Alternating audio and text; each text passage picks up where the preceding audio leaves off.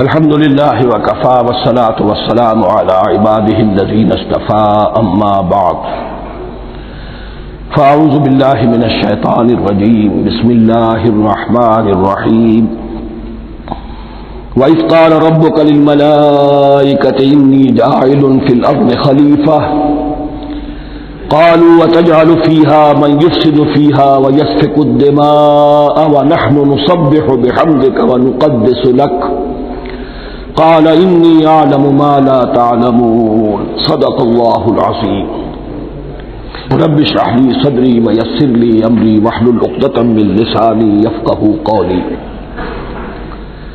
جیسا کہ میں نے عرض کیا تھا، سورہ بقرہ کے پہلے 4 رکوع نہایت اہم ہیں، نہایت جامع ہیں۔ پہلے 2 رکوعوں میں 3 قسم کے انسانوں کی وضاحت کی گئی، 3 قسم کے کردار کے نقشے کھینچ دیے گئے۔ تیسرے رکوع میں قرآن مجید کی دعوت کا خلاصہ آ گیا، توحید فی العقیدہ، توحید فی العمل یعنی عبادت اللہ کی، ایمان بالرسالت، قرآن مجید کو منزل من اللہ کلام ماننا۔ اس میں اگر شک ہے تو جو بھی چیلنج تھا، اگر واقعتاً تمہیں شک ہے، حقیقت میں شک نہیں ہے، لیکن جیسا کہ تم کہہ رہے ہو کہ تمہیں شک ہے تو کوشش کرو اس کے مقابلے کی ایک صورت بنا لاؤ۔ پھر آخرت، جنت اور دوزخ، ان دونوں کا تذکرہ ہو گیا۔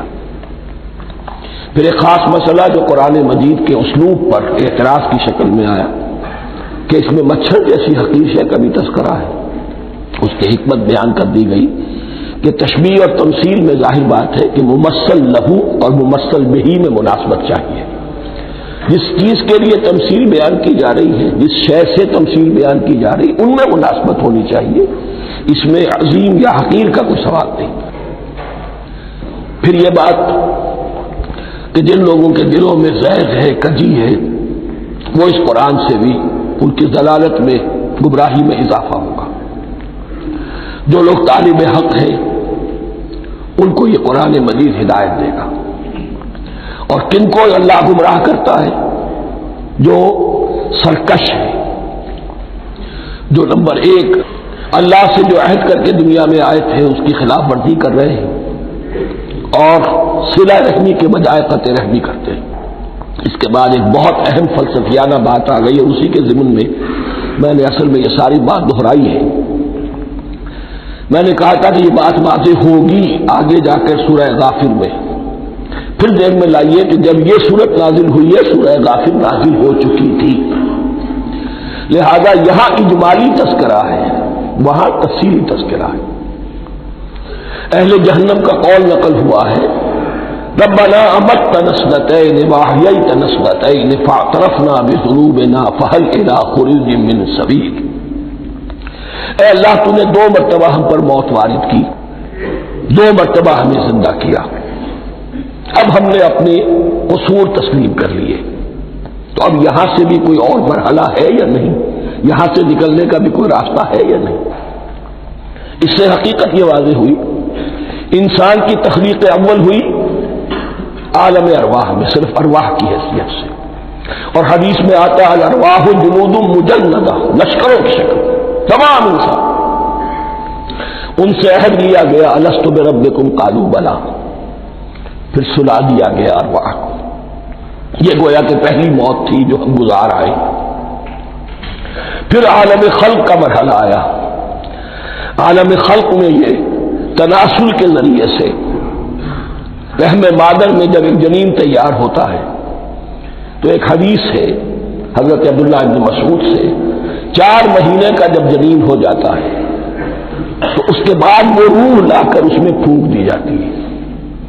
یہ گویا کہ احیاء اولا ہو گیا، پہلی مرتبہ کا زندہ کیا جانا، پہلی موت کی نیند سے جگا دیا گیا۔ اے تازہ واردان بساط ہوائے دل، اب ہم اس دنیا میں اس جسد کے ساتھ زندہ ہوئے، اب پھر موت آئے گی، جسد یہی چلا جائے گا جہاں سے آیا تھا، روح جہاں سے آئی تھی وہاں واپس جائے گی۔ ثم یمیتکم ثم یحییکم ثم الیہ ترجعون، پھر تمہیں اللہ کی طرف لوٹا دیا جائے گا۔ یہ ہے بہت گہرا نقطہ فلسفہ دین کا۔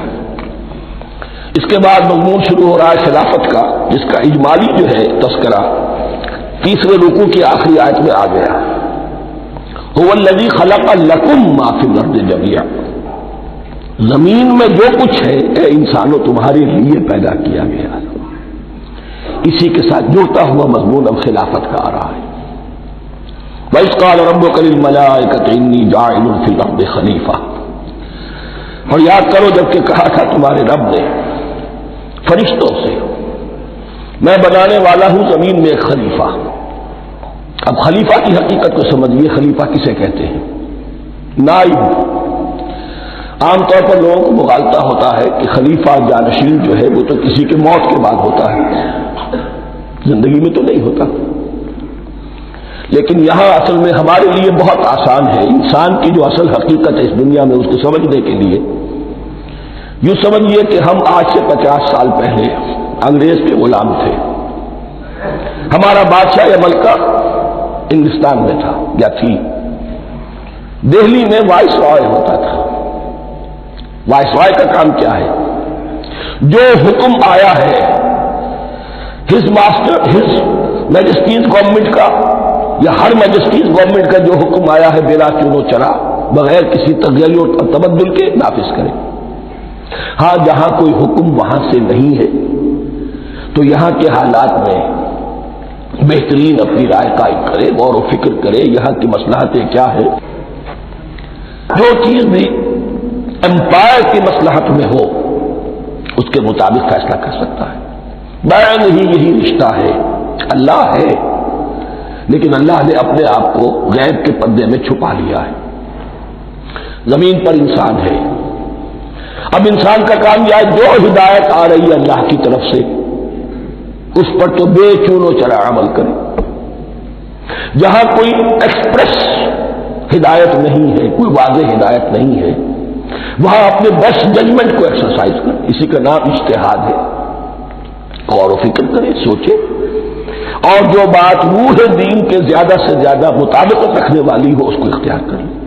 بین ہی یہی رشتہ ہے در حقیقت رشتہ خلافت کہ جو اللہ اور انسان کے مابین ہے۔ اب یہ جو دی گئی ہے یہ حیثیت تمام انسانوں کو دی گئی ہے، پوٹینشلی ہر انسان اللہ کا خلیفہ ہے، لیکن جو اللہ کا باغی ہو جائے، جو خود حاکمیت کا مدعی ہو گیا گویا کہ وہ باغی ہے۔ اب اگر شاہجہاں بادشاہ تھا، اس کا کوئی ولی عہد تھا، اور ولی عہد جو ہے صبر نہیں کر سکتا، اپنے باپ کی زندگی ہی میں بغاوت کر دیتا ہے، حکومت حاصل کرنا چاہتا ہے، تو اب وہ کیا ہے؟ واجب القتل ہے۔ جو لوگ بھی حاکمیت کے مدعی ہو گئے ویسے تو حقیقت واجب القتل ہے، لیکن دنیا میں مہلت دی ہے اللہ نے، یہ دارالامتحان ہے، فوراً قتل نہیں کرتا، فوراً ختم نہیں کرتا۔ وَلَوْلَا كَلِمَةٌ سَبَقَتْ مِنْ رَبِّكَ إِلَىٰ أَجَلٍ مُّسَمًّى لَقُضِيَ بَيْنَهُمْ، اگر یہ پہلے بات طے نہ ہو چکی ہوتی، ایک وقت معین تک کے لیے انہیں مہلت اللہ نے نہ دی ہوتی تو اللہ فیصلہ چکا دیتا، لیکن مہلت دی ہے۔ لیکن کم سے کم اتنی سزا ملتی ہے کہ اب وہ خلافت کے حق سے محروم کر دیے گئے۔ گویا کہ اب خلافت دنیا میں ہوگی خلافت المسلمین، صرف وہی شخص کہ جو اللہ کو مانے اپنا حاکم مطلق وہ خلافت کا اہل ہے۔ تو یہ چند باتیں خلافت کی اصل حقیقت کے ضمن میں یہیں پر سمجھ لیجیے۔ وَإِذْ قَالَ رَبُّكَ لِلْمَلَائِكَةِ إِنِّي جَاعِلٌ فِي الْأَرْضِ خَلِيفَةً قَالُوا أَتَجْعَلُ فِيهَا مَن يُفْسِدُ فِيهَا وَيَسْفِكُ الدِّمَاءَ وَنَحْنُ نُسَبِّحُ بِحَمْدِكَ وَنُقَدِّسُ لَكَ۔ اور یاد کرو جب کہ تمہارے رب نے کہا تھا فرشتوں سے کہ میں زمین میں خلیفہ بنانے والا ہوں، تو انہوں نے کہا کہ کیا تو بنائے گا اس میں جو فساد مچائے گا اس میں اور خوریزی کرے گا۔ وَنَحْنُ نُسَبِّحُ بِحَمْدِكَ وَنُقَدِّسُ لَكَ، ہم آپ کی تسبیح اور تحمید اور آپ کی تقدیس میں لگے ہوئے ہیں۔ قَالَ إِنِّي أَعْلَمُ مَا لَا تَعْلَمُونَ، فرمایا میں جانتا ہوں جو تم نہیں جانتے۔ اب یہاں سوال پیدا ہوتا ہے کہ فرشتوں کو یہ گمان کیسے ہوا، یہ خیال کیسے ہوا؟ دو رائے ہیں اس میں۔ ایک تو یہ کہ انسان کی تخلیق سے پہلے اس دنیا میں جنات تھے اور انہیں بھی کچھ اللہ نے تھوڑا سا اختیار دیا تھا اور انہوں نے یہاں فساد مچایا، انہی پر قیاس کرتے ہوئے فرشتوں نے سمجھا کہ انسان بھی پھر زمین میں فساد مچائے گا، خوریزی کرے گا۔ ایک دوسری اصولی بات یہ کہی گئی ہے کہ خلافت کا لفظ جب استعمال ہوا تو اس کے معنی ہے کہ کوئی نہ کوئی اختیار بھی ملے گا۔ جنات کے بارے میں خلافت کا لفظ کہیں نہیں آیا، انسان کے بارے میں آ رہا ہے۔ خلیفہ بالکل بے اختیار نہیں ہوتا، جیسا کہ میں نے عرض کیا، جہاں واضح حکم ہے تو اس کی تو تنفیذ، جہاں نہیں ہے وہاں اپنی رائے سے جتنا بھی بہتر سے بہتر سوچ سکتا ہو انسان رائے قائم کرے۔ یہ اختیار جو ہے ظاہر بات ہے جہاں اختیار ہوگا صحیح استعمال ہونے کا بھی امکان ہے، غلط استعمال ہونے کا بھی امکان ہے۔ اختیار تو بلکہ یہ کہ آپ کا پولیٹیکل سائنس کا تو ایکسیم یہ ہے، authority turns to corrupt and absolute authority corrupts absolutely۔ تو ٹینڈنسی کرپشن کی ہوتی ہے اختیار کے اندر، اس بنا پر انہوں نے قیاس کیا کہ اس میں فساد ہوگا، خوریزی ہوگی۔ اللہ تعالیٰ نے فرمایا اپنی حکمتوں سے میں خود واقف ہوں، میں کیوں بنا رہا ہوں یہ میں جانتا ہوں، تم نہیں جانتے۔ وَعَلَّمَ آدَمَ الْأَسْمَاءَ كُلَّهَا، اور اللہ نے سکھا دیے آدم کو تمام کے تمام نام۔ اب اس میں بھی ایک رائے تو یہ ہے، بلکہ اس میں تقریباً اجماع ہے مفسرین کا، کہ اس سے مراد ہے تمام اشیاء کے نام، اور تمام اشیاء کے نام سے مراد ہے ان کی حقیقت کا علم۔ ہیومن نالج جو ہے اگر آپ سے تجزیہ کریں گے تو وہ یہی ہے کہ انسان ایک چیز کو پہچانتا ہے پھر اس کے لیے ایک نام رکھتا ہے یا کوئی ٹرم اس کے لیے قائم کرتا ہے۔ اس نام یا ٹرم اور اس کے حوالے سے، اصطلاح کے حوالے سے بہت سے حقائق کو اپنے ذہن کے اندر محفوظ کرتا ہے۔ تو گویا کہ ان علمہ آدم الاسماء کلھا تمام نام سکھا دیے، کل مادی کائنات کے اندر جو کچھ وجود میں آنے والا تھا ان سب کی حقیقت سے پوٹینشیل بھی حضرت آدم کو آگاہ کر دیا۔ یہ پوٹینشیل علم ہے ہیومن نالج، جو ایکوائرڈ نالج ہے، جو انسان کو سم اور بسم اور اپنے اس دماغ کے کمپیوٹر کے ذریعے سے حاصل ہوتا ہے۔ ایک ہے ریویلڈ نالج جو اللہ وحی کے ذریعے سے بھیجتا ہے، ایک ہے ایکوائرڈ نالج، انسان خود علم حاصل کرتا ہے۔ اس نے آنکھوں سے دیکھا، کان سے سنا، نتیجہ نکالا اور اس کمپیوٹر نے اس کو پروسیس کیا، اس نتیجے کو کہیں میموری کے اندر سٹور کر لیا۔ یہ کمپیوٹر ہے بہت بڑا۔ پھر کچھ اور دیکھا، کچھ اور سنا، کچھ چھو کر معلوم ہوا، کچھ چکھ کر معلوم ہوا، کچھ سونگھ کر معلوم ہوا، کوئی اور نتیجہ نکلا، اسے وہ پاس میموری کے ساتھ اس کو ٹیلی کیا اور نتیجہ نکالا۔ اس طرح رفتہ رفتہ ان السمع والبصر والفؤاد کل اولئک کان عنہ مسئولا، یہ ایکوائرڈ نالج تین چیزوں سے انسان کو حاصل ہو رہا ہے، سماعت، بصارت اور یہ عقل، جو فائدہ اخذ کرتی ہے، جو اس کو پروسیس کرتی ہے، اس تمام جو سینس ڈیٹا اس کو مہیا ہوتا ہے سینس آرگن کے ذریعے سے۔ یہ علم ہے جو پوٹینشلی حضرت آدم کو دے دیا گیا، اس کی ایکسفولیشن ہو رہی ہے، اب درجہ بدرجہ وہ علم پھیل رہا ہے، بڑھ رہا ہے، اور بڑھتے بڑھتے کہاں تک پہنچے گا ہم کچھ نہیں کہہ سکتے، کہاں سے کہاں پہنچ گیا انسان۔ اس نصف صدی کے اندر علم انسانی میں جو ایکسپلوژن ہوا ہے، میں اور آپ اس کا تصور تک نہیں کر سکتے۔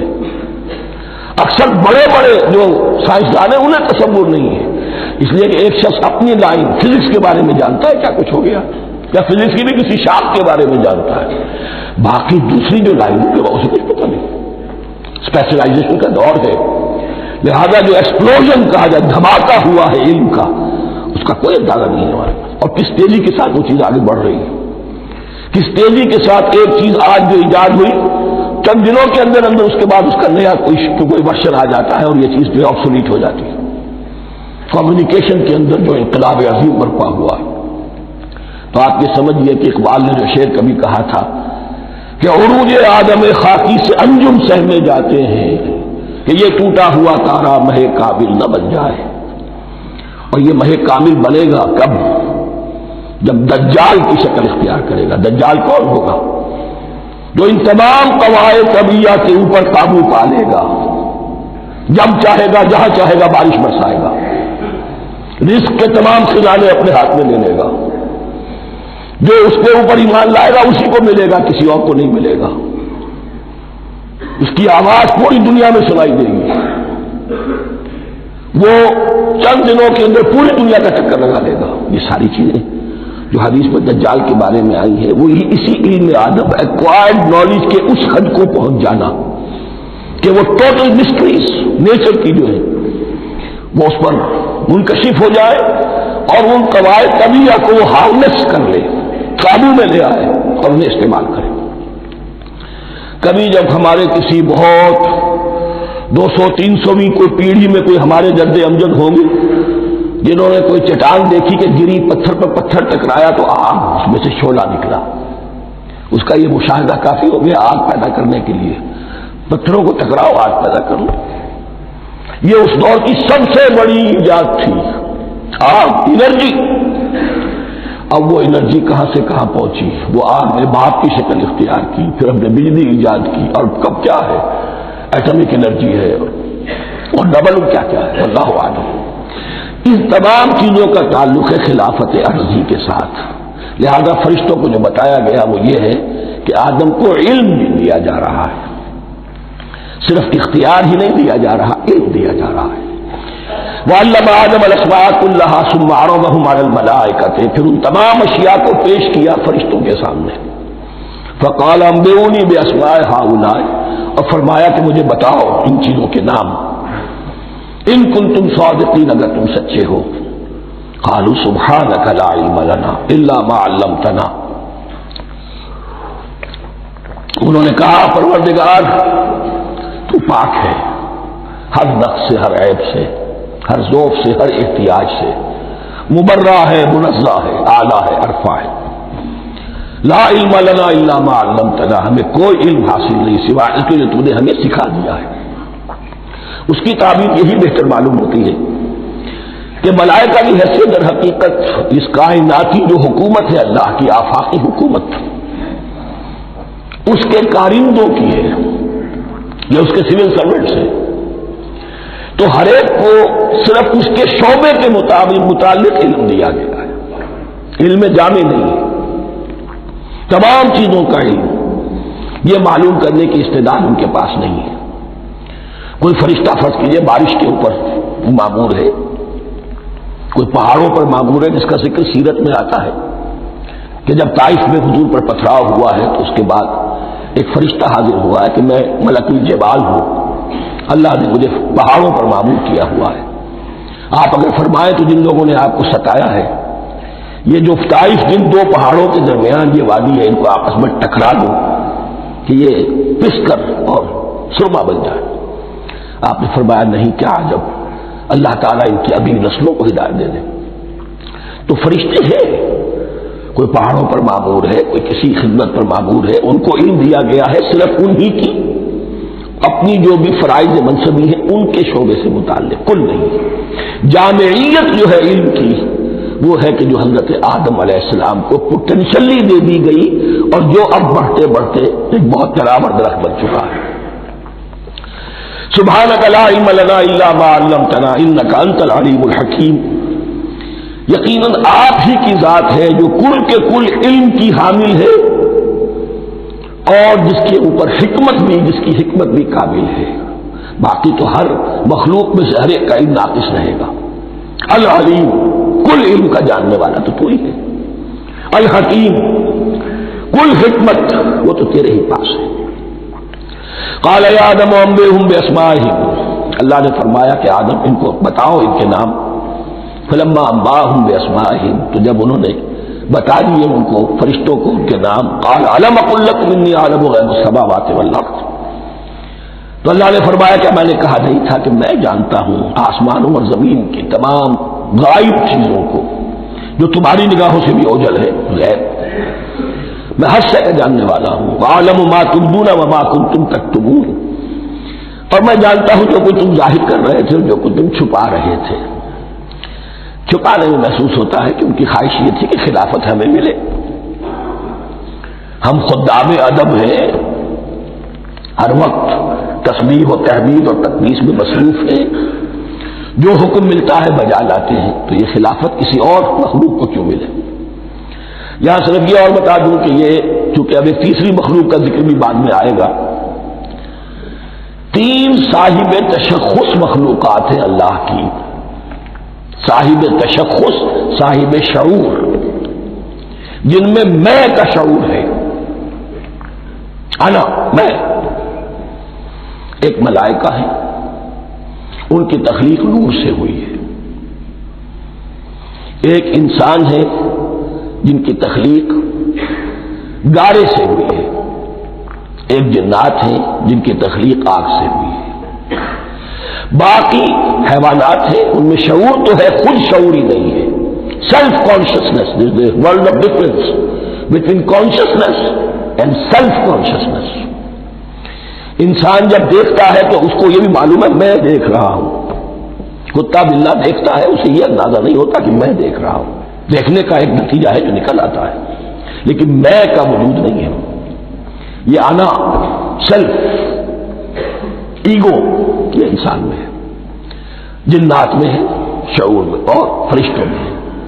ایک نوری مخلوق، ایک ناری مخلوق، ایک زمین کے اس کرسٹ میں یہ جو مٹی اور گارے، مٹی کا اور پانی کا جو ملغوبہ ہے گارے کی شکل میں، اس سے بنا ہے۔ قال يا آدم انبئهم بأسمائهم فلما انبأهم بأسمائهم قال ألم أقل لكم إني أعلم غيب السماوات والأرض وأعلم ما تبدون وما كنتم تكتمون وإذ قلنا للملائكة اسجدوا لآدم فسجدوا إلا إبليس۔ اور یاد کرو جب کہ ہم نے کہا فرشتوں سے سجدہ کرو سب کے سب آدم کو، جھک جاؤ آدم کے سامنے، فسجدوا، ان سب نے سجدہ کیا، الا ابلیس، سوائے ابلیس کے۔ پہلی بات تو یہ سمجھیے کہ تمام ملائکہ کے سجدے کی ضرورت کیا تھی؟ کیا یہ صرف تعظیماً تھا؟ اور تعظیماً اگر تھا تو کیا آدم خاکی کی تعظیم تھی یا کسی اور شے کی تعظیم تھی؟ مکی صورتوں میں یہ بات 2 جگہ واضح کی گئی ہے۔ فَإِذَا سَوَّيْتُهُ وَنَفَخْتُ فِيهِ مِن رُوحِي فَقَعُوا لَهُ سَاجِدِينَ، جب میں اس آدم کی تخلیق مکمل کر لوں اور اس میں اپنی روح میں سے پھونک دوں تب گر پڑنا اس کے سامنے سجدے میں۔ تعظیم اگر ہے تو آدم خاکی کی نہیں ہے، اس کے اندر جو ڈیوائن ایلیمنٹ ہے، جو ڈیوائن سپارک ہے، جو روح ربانی ہے، میری روح، اس کی ہے۔ اور نمبر 2، اس کی حکمت کیا ہے، علت کیا ہے، غرض و غائب کیا ہے؟ جیسا کہ میں نے عرض کیا، اس کائنات کی اس حکومت کے کارندے تو وہ ہیں۔ خلیفہ بنایا جا رہا انسان کو، جب تک یہ ساری سول سروس اس کے تابع نہ ہو خلافت کیسے کرے گا؟ دیکھیے میں جانا چاہتا ہوں، چوری کرنے کے لیے جانا چاہتا ہوں، راستے میں کتنے فیکٹرز ہوں گے، کتنے فزیکل فینومینا ہوں گے، میں چلنا چاہتا ہوں، میں زمین کو دھکیلتا ہوں، زمین مجھے دھکیلتی ہے، زمین مجھے نہ دھکیلے تو میں کیسے چلوں گا؟ یہ پوری کائنات جو ہے، یہ جب ہم کوئی ارادہ کرتے ہیں اور کوئی فیل کرتے ہیں تو اس فیل کے پورے ہونے میں، اس کے ظہور میں نہ معلوم کون کون سے ایلیمنٹس ہیں، کون کون سی فورسز آف دی نیچر ہیں جو ہمارے ساتھ موافقت کرتی ہے تو ہم وہ کام کر سکتے ہیں۔ اور ان سب پر فرشتے مامور ہیں، ہر ایک کی اپنی ڈومین ہے۔ اگر وہ تابع نہ ہو تو خلافت کی کوئی معنی نہیں۔ خلافت دی گئی ہے، یہ ادھر جانا چاہتا ہے جانے دو، یہ نماز کے لیے مسجد میں جانا چاہتا ہے جانے دو، یہ چوری کے لیے نکلا ہے نکلنے دو، اس لیے کہ اس کو جو اختیار دیا گیا ہے، اس کے اختیار کے استعمال میں یہ تمام جو قوتیں ہیں وہ اس کے ساتھ موافقت کرتی ہیں، تب اس کا کوئی ارادہ، وہ اچھا ہو یا برا، وہ پایہ تکمیل کو پہنچ سکتا ہے۔ یہ گویا کہ سبارڈینیشن اس کے لیے سمبل کہ تمام فرشتوں کو جھکا دیا گیا۔ البتہ اس آیت میں ایک مغالطہ پیدا ہوتا ہے، الا ابلیس، سوائے ابلیس کے۔ مغالطہ یہ پیدا ہوتا ہے کہ شاید وہ بھی فرشتہ تھا، اس لیے کہ حکم تو فرشتوں کو دیا گیا تھا۔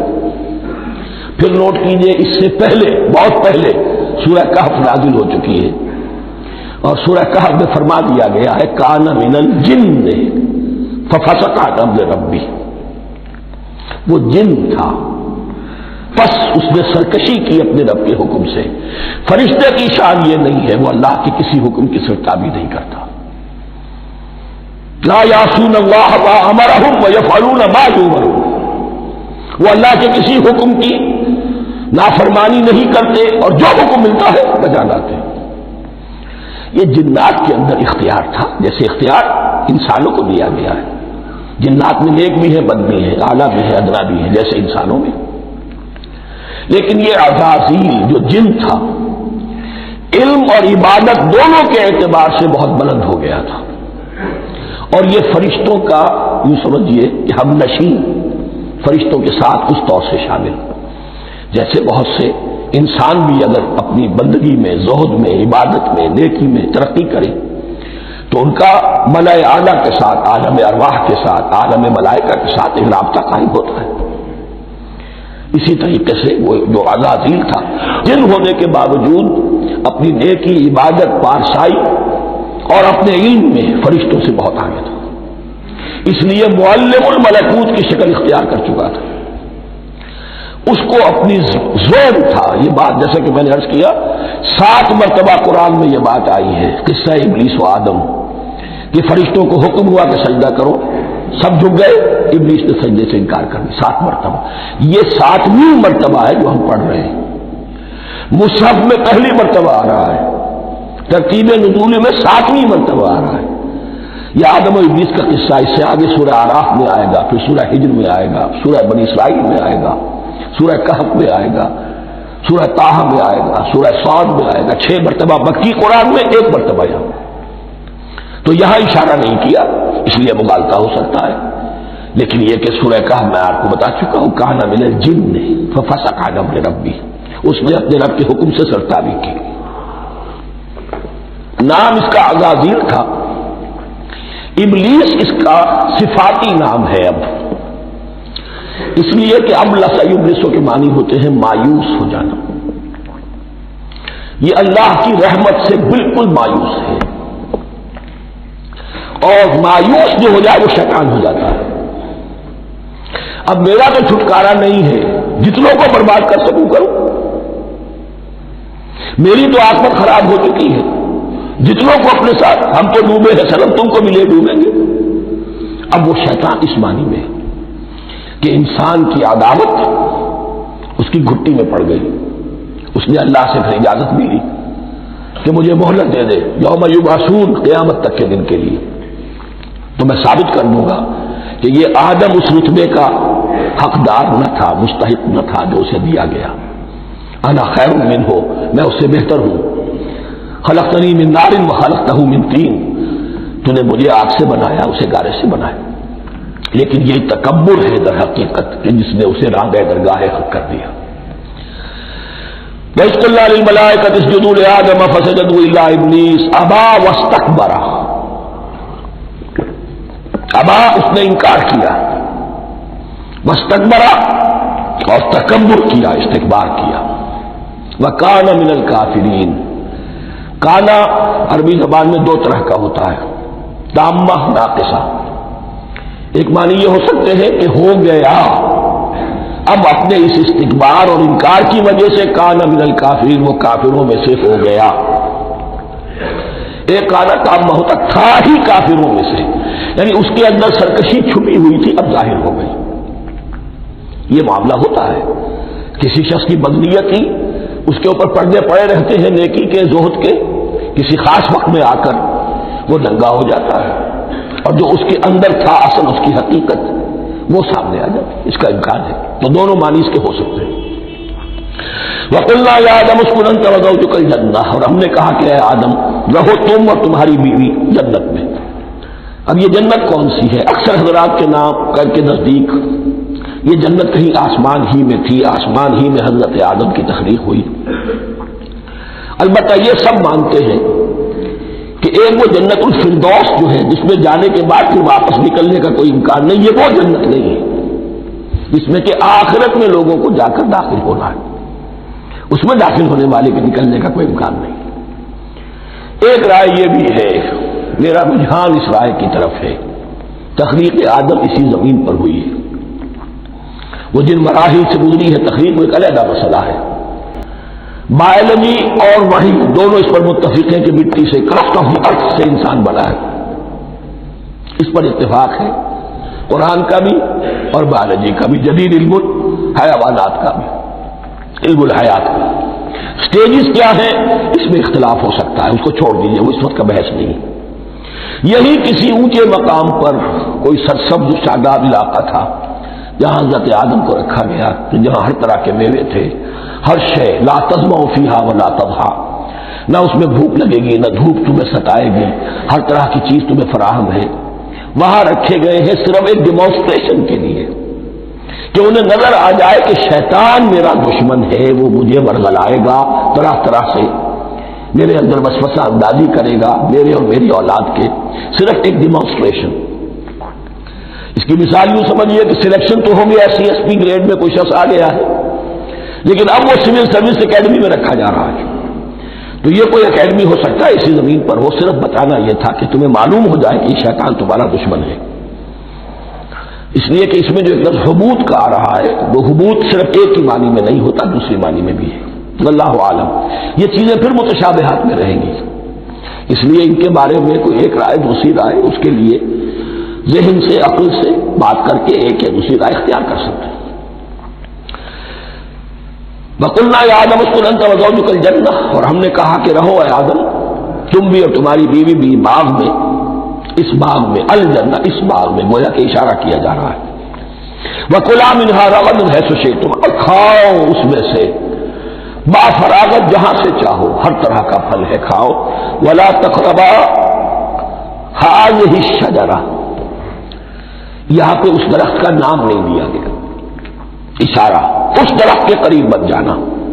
فَتَكُونَا مِنَ الظَّالِمِينَ، تو تم ظالموں میں سے ہو جاؤ گے، تم حد سے گزرنے والوں میں سے ہو جاؤ گے۔ اب اس کی بھی حکمت سمجھیے کہ چونکہ ڈیمانسٹریشن کرانی ہے کہ تمہیں کسی چیز سے، ہزار چیزیں مباح ہیں دنیا میں، چند چیزیں پینے کی حرام ہیں، اب تم اگر ان ہزار مباح چیزوں کو چھوڑ کر حرام چیز کو پیتے ہو تو یہ تمہارا اختیار ہوا، جبکہ اللہ تعالیٰ نے مباحات کا دائرہ بہت وسیع رکھا ہے۔ جس سے چاہو چند رشتے ہیں جو بیان کر دیے گئے، یہ حرام ہے، محرمات ہے، ابدیہ ہے، ان سے تو شادی نہیں ہو سکتی، باقی کسی مسلمان عورت سے دنیا کے کسی کونے میں وہ شادی کر سکتے، کروڑوں کے آپشنز آپ کے لیے خالی کھلے ہیں، لیکن پھر بھی انسان شادی نہ کرے، زنا کرے، یہ گویا کہ اس کی اپنی خباثت نفس ہے۔ ایک نہیں، دو دو، تین تین، چار چار تک شادی کرو، اجازت ہے تمہیں۔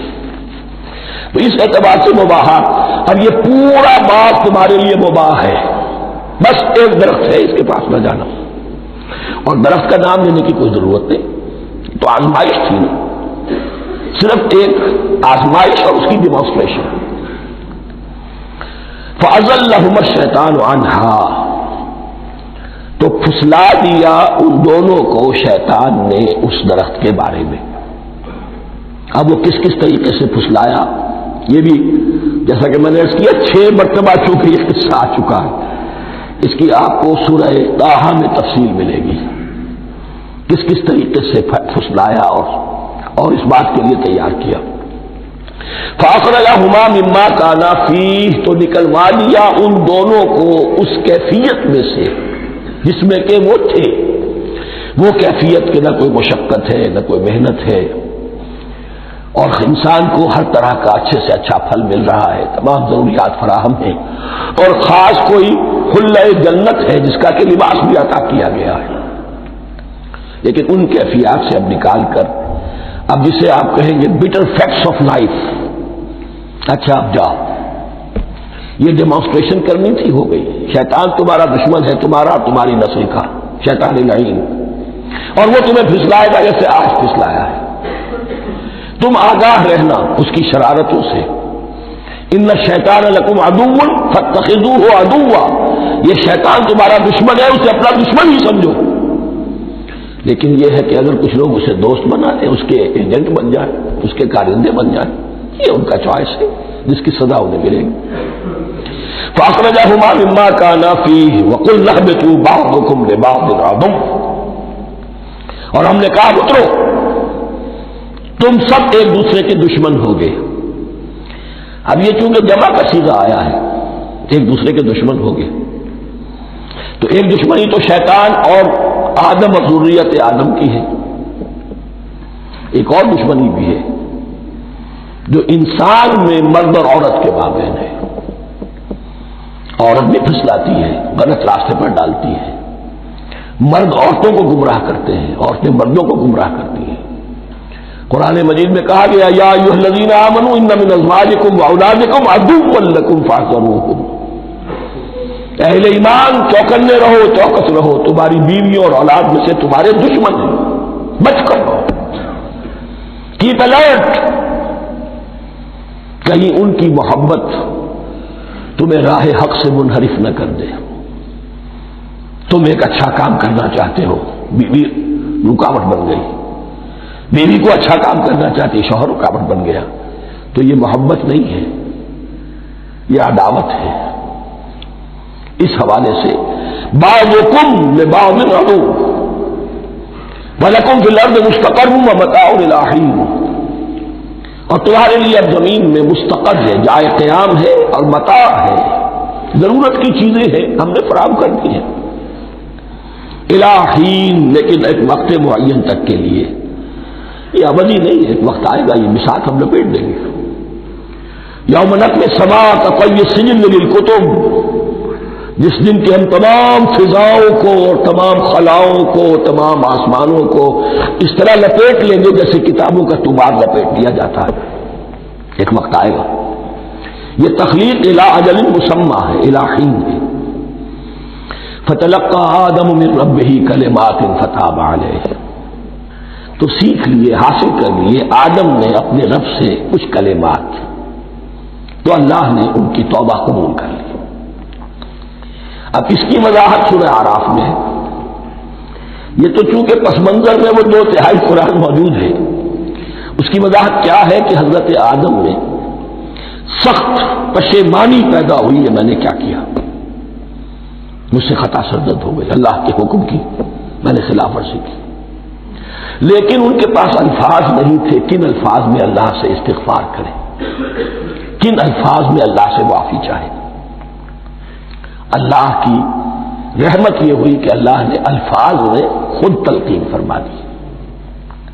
یہ اللہ کی شان رحیمی ہے.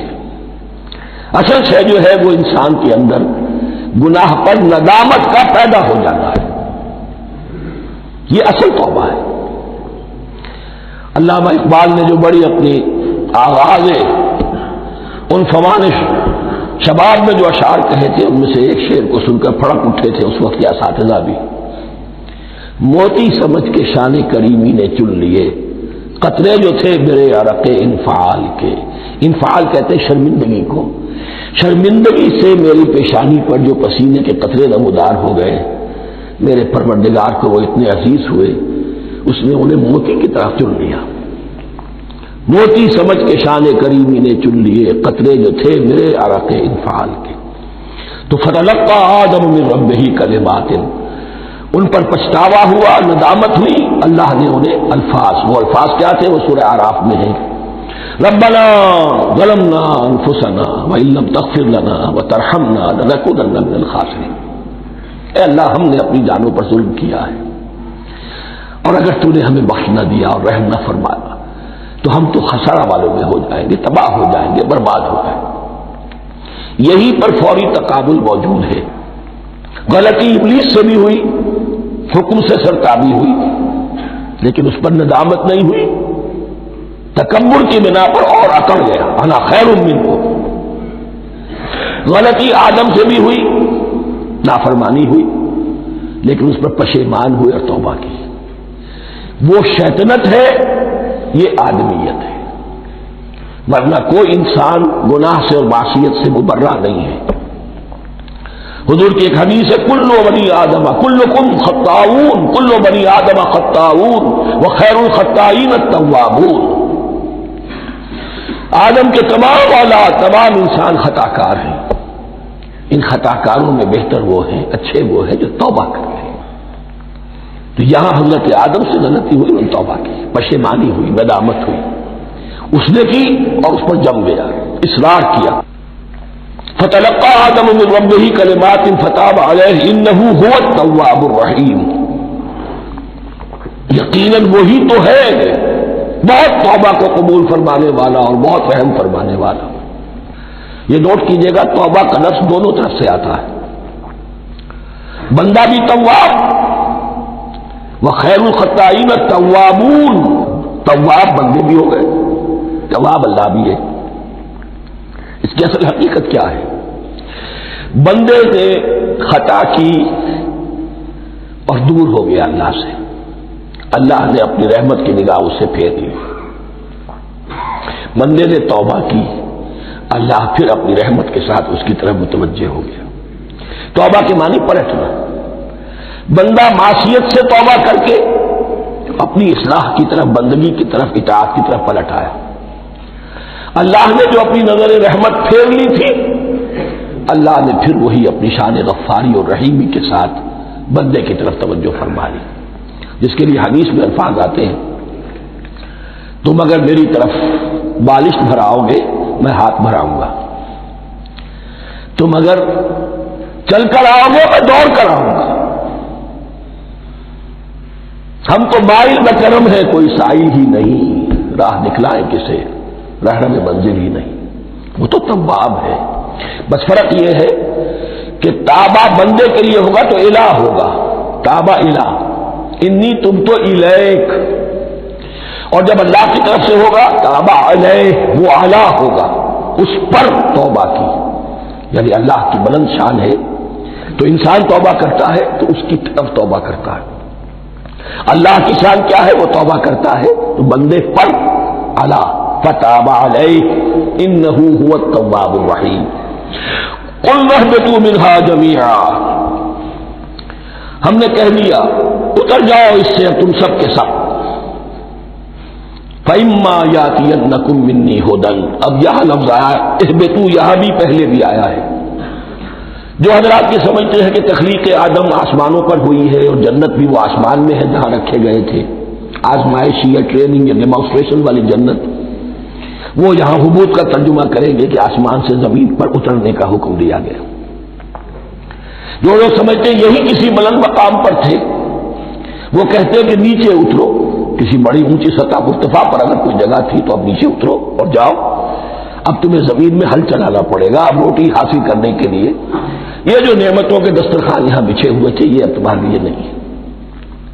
اس کے لیے اس بانی مجلس کا استعمال جو ہے وہ آ جائے گا آگے چل کر اسی سورہ بقرہ کے اندر، کہ اس معنی میں بھی سورہ بقرہ کے 7ویں رکوع میں یہ لفظ استعمال ہوا ہے، تو امکان اس کا بھی ہے، بس اس سے آگے ادھر یا ادھر کی زیادہ بحث کرنے کا یہ موقع دورہ ترجمہ قرآن میں نہیں ہے۔ قُلْ اهْبِطُوا مِنْهَا جَمِيعًا فَإِمَّا يَأْتِيَنَّكُم مِّنِّي هُدًى فَمَن تَبِعَ هُدَايَ فَلَا خَوْفٌ عَلَيْهِمْ وَلَا هُمْ يَحْزَنُونَ، تو جب بھی آئے گی تمہارے پاس میری جانب سے کوئی ہدایت، تو جو کوئی میری ہدایت کی پیروی کرے گا اس کے لیے نہ خوف ہوگا اور نہ وہ حزن سے دوچار ہوگی۔ یہ ہے علم انسانی کا دوسرا گوشہ، ریویلڈ نالج۔ اس چوتھے رکوع کی جو حسن ہے اسے دیکھیے، شروع میں ایکوائرڈ نالج کا ذکر ہے جو پوٹینشلی حضرت آدم کی ذات میں رکھ دیا گیا، اور جو انسان نے پھر اپنی محنت سے ان السمع والبصر والفؤاد اس کے ذریعے سے آگے بڑھایا۔ یہ علم ہے چل رہا ہے، آج مغربی اقوام ہم سے بہت آگے ہیں، کبھی ایک زمانے میں مسلمان آگے نکل گئے تھے، لیکن ظاہر بات ہے کہ اس دنیا میں عروج تو انہی کو ہوگا جو ان چیزوں میں سب سے زیادہ جس کی آگہی حاصل ہوگی۔ البتہ ایک علم وہ ہے جو آسمان سے نازل ہوتا ہے، یہ گیون ہے، ریویلڈ نالج ہے، یہ وحی ہے۔ فَإِمَّا يَأْتِيَنَّكُم مِّنِّي هُدًى، تمہارے مقام خلافت کا تقاضا یہ ہے جو احکام ہمارے آئے، جو ہدایات ہم بھیجیں ان کو تو پوری طریقے سے اس کی پیروی کرو۔ فَمَن تَبِعَ هُدَايَ، جو کوئی بھی میری ہدایت کی پیروی کرے گا فَلَا خَوْفٌ عَلَيْهِمْ وَلَا هُمْ يَحْزَنُونَ، وَالَّذِينَ كَفَرُوا، اور جو ناشکری کریں گے، کفر کریں گے، انکار کریں گے، وَكَذَّبُوا بِآيَاتِنَا، اور ہماری آیات کو جھٹلائیں گے، فَأُولَٰئِكَ أَصْحَابُ النَّارِ هُمْ فِيهَا خَالِدُونَ، تو وہ جہنمی ہوں گے، آگ والے ہوں گے، اس میں ہمیشہ ہمیشہ رہیں گے۔ یہ ہے گویا کہ چارٹر، اس نوع انسانی کو جو ابدی چارٹر اللہ نے دیا ہے، جبکہ زمین کا چارج دے دیا گیا خلیفہ کی حیثیت سے۔ یہاں یہ 4 رکوع جو ہے سورہ بقرہ کے، جو میں نے عرض کیا تھا، قرآن کی دعوت، قرآن کا بنیادی فلسفہ، اس پر یہ جام ہے، اور یہ مکی صورتوں کے مضامین کا خلاصہ۔ اب یہاں سے شروع ہو رہا ہے 5ویں رکوع سے مسلسل 10 رکوع، مسلسل خطاب ہے بنی اسرائیل سے۔ البتہ ان میں ایک تقسیم ہے، پہلے رکوع میں دعوت ہے۔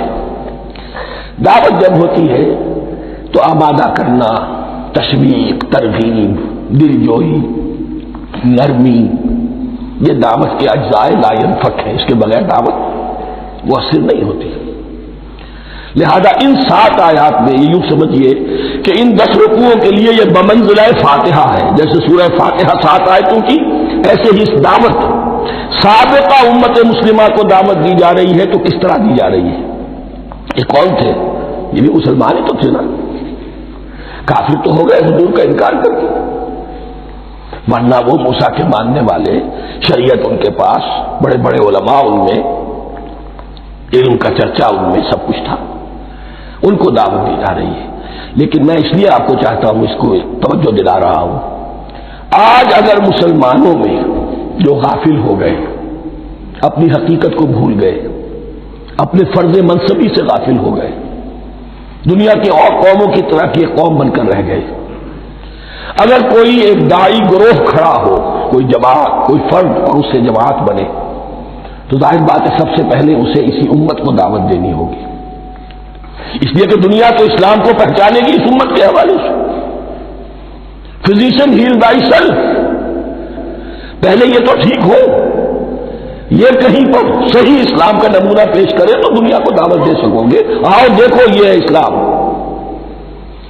اس لیے ان کو جو دعوت دینے کا اسلوب ہونا چاہیے وہ عکس ہوگا اس اسلوب کا جو ان 7 آیات میں ہمارے سامنے آ رہا ہے۔ یا بنی اسرائیل اذکروا نعمتی التی انعمت علیکم، اے بنی اسرائیل، اسرائیل کو سمجھ لیجئے یہ مرکب لفظ ہے، اسم، اسی سے اسیر بنا ہے، اسیر جو کسی کا قیدی ہوتا ہے۔ ایل عبرانی میں اللہ کے لیے ہے، اور اسرائیل کا ترجمہ ہے عبداللہ، اللہ کا غلام، اللہ کے ساتھ بندھا ہوا اس کی اطاعت کے قلاتے کے اندر۔ تو یہ اسرائیل یہ لقب ہے حضرت یعقوب علیہ السلام کا، ان کے 12 بیٹے تھے، 12 بیٹوں سے جو نسل چلی وہ بنی اسرائیل ہے، انہی میں حضرت موسیٰ کی بعثت ہوئی اور تورات انہیں دی گئی، پھر یہ ایک بہت بڑی امت بنے۔ ان پر 4 ادوار آ چکے تھے قرآن مجید کے نزول کے وقت تک، 2 مرتبہ اللہ کی رحمت کی بارشیں ہوئیں، انہیں عروج نصیب ہوا، 2 مرتبہ ان کو دنیا پرستی، شہوت پرستی، اللہ کے احکام کو پسوپش ڈال دینے کی سزا میں عذاب کے کوڑے ان پر برسے۔ اس کا ذکر آئے گا سورہ بنی اسرائیل کے پہلے رکوع میں۔ اس وقت جب کہ قرآن نازل ہو رہا ہے، اس وقت وہ اپنے اس زوال کے دور میں تھے۔ حال یہ تھا کہ حضور صلی اللہ علیہ وسلم کی بعثت سے پہلے ہی 2nd ٹیمپل بھی شہید کیا جا چکا تھا، گرایا جا چکا تھا۔ حضرت سلیمان نے جو بنایا تھا ہیکل سلیمانی، جس کو یہ 1st ٹیمپل کہتے ہیں، اسے نیبوکدنیزر نے گرا دیا تھا حضرت مسیح سے بھی کئی سو سال پہلے۔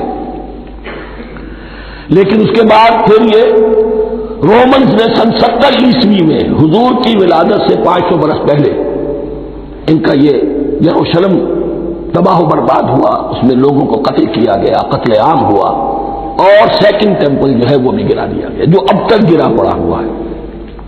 صرف ایک ویلنگ وال ہے جس کے پاس جا کر یہودی جو ہے ماتم کر دیتے ہیں، روتے ہیں، اور اب وہ بنانے پر تلے ہوئے ہیں اپنا 3rd ٹیمپل، اس کے نقشے بن چکے ہیں، بلو پرنٹ بن چکے ہیں۔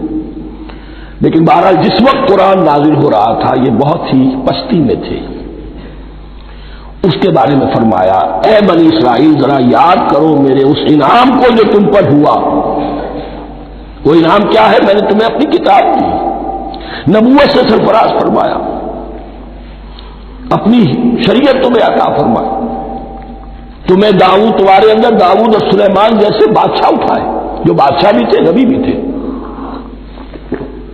وَأَوْفُوا بِعَهْدِي، اور میرے وعدے کو پورا کرو تاکہ میں بھی اپنے وعدے کو پورا کروں۔ یہ وعدہ ہے جو کتاب استثناء جو ہے اولڈ ٹیسٹمنٹ کی، ڈیوٹرانومی، اس کے 18ویں باب کی آیت نمبر 18-19 میں ہے۔ حضرت موسیٰ سے خطاب کر کے اس میں اللہ نے یہ الفاظ فرمائے، میں ان کے بھائیوں میں سے تیرے مانند ایک نبی برپا کروں گا اور اس کے منہ میں اپنا کلام ڈالوں گا، اور وہ وہی کچھ بتائے گا جو میں اس سے کہوں گا۔ یہ گویا کہ حضرت موسیٰ علیہ السلام کی امت کو بتایا جا رہا تھا کہ نبی آخر الزمان آئیں گے اور تمہیں انہیں قبول کرنا ہے۔ قرآن مجید میں اس کا بڑا تفصیلی ذکر سورہ اعراف میں آئے گا انشاءاللہ، لیکن یہاں فرمایا اوفوا بعہدی اوف بعہدکم، تم میرا عہد پیرا پورا کرو، میرے اس نبی کو تسلیم کرو، اس پر ایمان لاؤ، اس پر کی صدا پر لبیک کہو، تو میں تمہیں میرے انعام و اکرام اور بڑھتے چلے جائیں گے۔ وَإِيَّايَ فَارْهَبُونِ، اور صرف مجھ سے ڈرو۔ وَآمِنُوا بِمَا أَنزَلْتُ مُصَدِّقًا لِمَا مَعَكُمْ، اور ایمان لاؤ اس پر جو میں نے نازل کیا ہے، جو تمہارے پاس میں تورات ہے اس کی تصدیق کرتے ہوئے آیا ہے۔ اس کے دو معنی ہے، ایک تو قرآن تصدیق کرتا ہے تورات کی اور انجیل کی، فیہا ھدی ونور، فیہ ھدی ونور، اور دوسرے یہ کہ قرآن اور محمد صلی اللہ علیہ وسلم ان پیشین گوئیوں کے مصداق بن کر آئے ہیں جو تورات میں تھی، ورنہ وہ پیشین گوئیاں جھوٹی ثابت ہوتی۔ ان کے مصداق کون ہے؟ قرآن اور محمد صلی اللہ علیہ وسلم، یہ دونوں معنی اس کے ہیں۔ وَآمِنُوا بِمَا أَنزَلْتُ مُصَدِّقًا لِمَا مَعَكُمْ وَلَا تَكُونُوا أَوَّلَ كَافِرٍ بِهِ، اور دیکھو تم ہی سب سے پہلے ان کا کفر کرنے والے نہ بن جاؤ۔ تمہیں تو سب کچھ معلوم تھا، تم تو منتظر تھے، تم تو آخری نبی کے انتظار میں تھے اور ان کے حوالے سے دعائیں کیا کرتے تھے کہ اللہ اس نبی آخری زمان کے واسطے سے ہماری مدد فرما اور کافروں کے مقابلے میں ہمیں فتح عطا فرما۔ یہ آئے گا آگے چل کر اسی سورہ بقرہ کے اندر، لیکن اب تم ہی سب سے بڑھ کر کافر ہو گئے، تم ہی سب سے بڑھ کر دشمن ہو گئے۔ وَلَا تَكُونُوا أَوَّلَ كَافِرٍ بِهِ وَلَا تَشْتَرُوا بِآيَاتِي ثَمَنًا قَلِيلًا، اور دیکھو میری ان آیات کے عوض حقیر سی قیمت قبول نہ کرو۔ یہ آیات الہیہ ہیں، ان کو رد کر رہے ہو، کس لیے؟ ہماری مسندیں، ہماری حیثیت، ہماری چودراہٹیں، کہیں ان پر کوئی آنچ نہ آ جائے۔ حقیر سی چیزیں، یہ صرف اس دنیا کا سامان، اس کے سوا کچھ نہیں۔ وَلَا تَشْتَرُوا بِآيَاتِي ثَمَنًا قَلِيلًا وَإِيَّايَ فَاتَّقُونِ، اور صرف مجھ میں سے تقوی اختیار کرو، میرا تقوی اختیار کرو۔ وَلَا تَلْبِسُوا الْحَقَّ بِالْبَاطِلِ وَتَكْتُمُوا الْحَقَّ وَأَنْتُمْ تَعْلَمُونَ، اور نہ گڑبڑ کرو حق کے ساتھ باطل کو، اور بس چھپاؤ حق کو، ذرا حالے کہ تم جانتے ہو۔ یہ بات اچھی طرح نوٹ کرنی ہے، جانتے بوجھتے کرنا، ایک ہے مغالطے میں کرنا، وہ ضلالت ہے، گمراہی ہے، ایک جان بوجھ کر کرنا، حق کو پہچان کر اسے رد کرنا، یہ پھر اللہ تعالیٰ کے غضب کو دعوت دینا ہے، ریت آف اللہ، اس کی غضب کو دعوت دینا ہے کہ حق کو پہچان کر اس کی نفی کی جائے۔ وَأَنْتُمْ تَعْلَمُونَ، علماء یہود قرآن مجید میں آگے چل کر آئے گا، ایسے پہچانتے تھے محمد کو اور قرآن کو جیسے اپنے بیٹوں کو، یعرفونہ کما یعرفون ابناہم، ایسے پہچانتے جیسے اپنے بیٹوں کو۔ وَأَقِیمُوا الصَّلَاةَ وَآتُوا الزَّکَاۃَ، دیکھو نماز قائم کرو، زکات ادا کرو، وَارْکَعُوا مَعَ الرَّاکِعِینَ، اور جھکنے والوں کے ساتھ جھکو۔ یہ اول تو رکوع کو انہوں نے اپنے ہاتھ سے خارج کر دیا تھا، ثانیاً باجماعت نماز ان کے ہاں ختم ہو گئی تھی۔ وَارْکَعُوا مَعَ الرَّاکِعِینَ، جماعت باجماعت نماز کی طرف اشارہ ہے۔ أَتَأْمُرُونَ النَّاسَ بِالْبِرِّ وَتَنْسَوْنَ أَنفُسَكُمْ، کیا تم لوگوں کو نیکی کا حکم دیتے ہو، تقوی کی، پارسائی کی تعلیم دیتے ہو؟ میں کہہ رہا ہوں کہ اصل میں مخاطب کون ہے؟ علماء یہود، اس آیت سے ثابت ہو گیا عالم ہمارا بھی جب بھی کھڑا ہوگا اونچے سے اونچا آواز کہے گا، اعلیٰ سے اعلیٰ بات کہے گا۔ اکثر و بیشتر کا حال یہ ہے کہ ان کا اپنا کردار دیکھیے تو کوئی مناسبت ہی نہیں اس سے کہ جو بات کہہ رہا ہے، جو لوگوں کو دعوت دے رہا ہے اس پر خود عمل نہیں۔ تو یہی در حقیقت علماء یہود کا کردار بن چکا تھا۔ اتامرون الناس بالبر وتنسون انفسکم، کیا تم لوگوں کو نیکی کا حکم دیتے ہو اور خود اپنے آپ کو بھول جاتے ہو؟ وانتم تتلون الکتاب، اور یہ سب کچھ تم کر رہے ہو اس حال میں کہ کتاب پڑھتے بھی ہو، تورات پڑھتے ہو، صاحب تورات ہو۔ ہمارے بھی بہت سے علماء کا علماء سو جنہیں ہم کہتے ہیں حال یہ ہو چکا ہے، خود بدلتے نہیں قرآن کو بدل دیتے ہیں، ہوئے کس درجہ فقیہان حکم بے توفیق۔ جو صورتحال ہے صرف قرآن کا متن بچا ہوا ہے، اس کے مفہوم میں، اس کی تفسیر میں، اس کے ترجمے میں تو تحریفیں موجود ہیں، بڑی بڑی تحریفیں موجود ہیں، متن بچا ہوا ہے، وہ اس لیے کہ اللہ تعالیٰ نے اس کی حفاظت کا ذمہ لیا ہے۔ وَاسْتَعِینُوا بِالصَّبْرِ وَالصَّلَاةِ، اور مدد حاصل کرو دو چیزوں سے، صبر اور نماز۔ یہ صبر کا لفظ یہاں پر بہت قیمتی ہے، بہت بامانی ہے۔ علماء سو کیوں وجود میں آتے ہیں؟ جب وہ دنیا کے کتے بن جائیں گے تو وہ دین کو بدنام کرنے والے ہوں گے۔ بظاہر دینی مناسب ہیں لیکن اصل میں ان کے پردے میں دنیا داری کی جا رہی ہے، صبر نہیں۔ بس صبر کے ساتھ اور نماز کے ساتھ، اس لیے کہ آپ صحیح راستے پر آئیں گے۔ اگر کوئی عالم دین لوگوں پر تنقید کرے گا، لولا ینہاہم الربانیون والاحبار، کیوں نہیں روکتے ان کے علماء اور ان کے اولیاء اور صوفیاء ان کو حرام کھانے سے اور جھوٹ بولنے سے؟